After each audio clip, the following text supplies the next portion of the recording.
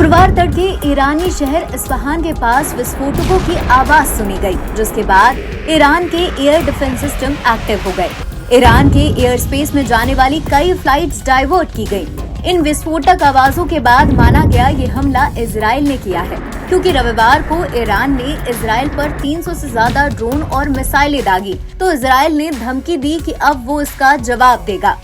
अमेरिकी अधिकारियों ने भी ये दावा कर दिया कि ये अटैक इजराइल ने किया है, लेकिन इन सब के बीच चौंकाने वाली खबर ये है कि इजरायली अधिकारियों की ओर से हमले की कोई भी आधिकारिक पुष्टि नहीं की गई है। दूसरी तरफ ईरान में सरकारी मीडिया ने हमलों के दावे को कम करते हुए कहा कि केवल हवाई सुरक्षा सक्रिय होने की खबर दी गई है। इस घटना को हमेशा की तरह बताया गया, लेकिन अमेरिकी समाचार आउटलेट्स में बताया गया कि इजराइल ने हमला किया था। और न्यूयॉर्क टाइम्स ने कहा कि 3 इजरायली सूत्रों ने ये पुष्टि की है कि इस्फहान में एक सैन्य हवाई अड्डे पर हमला किया गया। क्षति का दायरा स्पष्ट नहीं है। ईरान की सेना के सीनियर कमांडर ने कहा कि इजराइल के कथित हमले से कोई नुकसान नहीं हुआ है।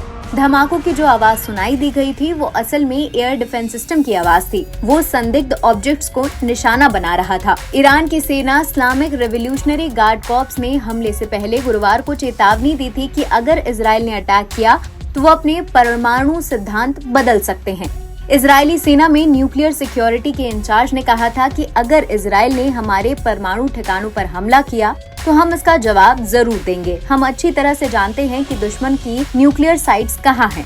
हमें सिर्फ अपनी शक्तिशाली मिसाइलों का ट्रिगर दबाना होगा, जिसके बाद टारगेट पूरी तरह से तबाह हो जाएगा। हमलों की खबरों के करीब 4 घंटे बाद ईरान ने फ्लाइट्स पर लगी रोक हटा दी गई। तेहरीन के इमाम खुमानी और मेहराबाद एयरपोर्ट पर सेवाएं फिर से शुरू कर दी गयी। CNN की रिपोर्ट के मुताबिक ईरान पर हमलों की खबर के बीच शुक्रवार सुबह दुबई से तेहरीन जाने वाली एक फ्लाइट वापस UAE लौट गई। दरअसल हमलों के बाद तेहरीन के इमाम खुमानी एयरपोर्ट को बंद कर दिया गया था। फ्लाई दुबई कंपनी ने बताया कि उन्होंने ईरान जाने वाली सभी फ्लाइट्स को कैंसिल कर दिया था। CNN की रिपोर्ट के मुताबिक ही हमले के एक दिन पहले गुरुवार को अमेरिका के सुरक्षा मंत्री लॉर्ड ऑस्टिन ने इजरायली रक्षा मंत्री योव गैलेंट से फोन पर बात की थी। इस दौरान दोनों नेताओं ने ईरान के हमले और मिडिल ईस्ट में तनाव कम करने को लेकर चर्चा की थी। पेंटागन के स्टेट्समैन ने ईरान के खिलाफ जवाबी कार्रवाई को लेकर किसी भी चर्चा का जिक्र नहीं किया।